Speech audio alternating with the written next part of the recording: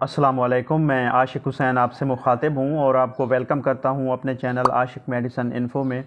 तो आज की इस वीडियो में मैं रिव्यू करूँगा ब्रीथ इन सिरप का कि ब्रीथ इन सिरप क्या है, इसको किस लिए यूज़ करवाया जाता है, तरीका इस्तेमाल और इसकी डोजेज क्या है, और आखिर में इसके साइड इफ़ेक्ट्स या नुकसानात के बारे में बात करेंगे।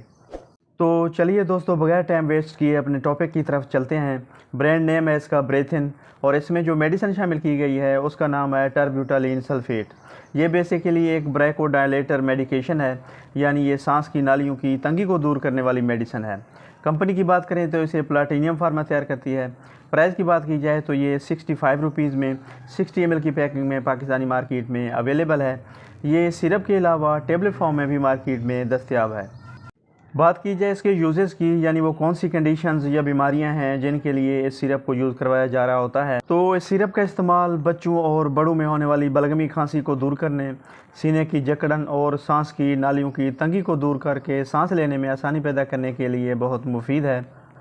इसके अलावा ब्रीथ इन सिरप का इस्तेमाल दमा या दमा वाली खांसी, सांस का फूलना, सांस की नालियों में सोजिश और सिगरेट नोशी की वजह से फेफड़ों में सोजिश और मौसमी एलर्जी की वजह से सांस लेने में दुश्वारी के मसाइल को ट्रीट करने के लिए भी बहुत इफ़ेक्टिव है।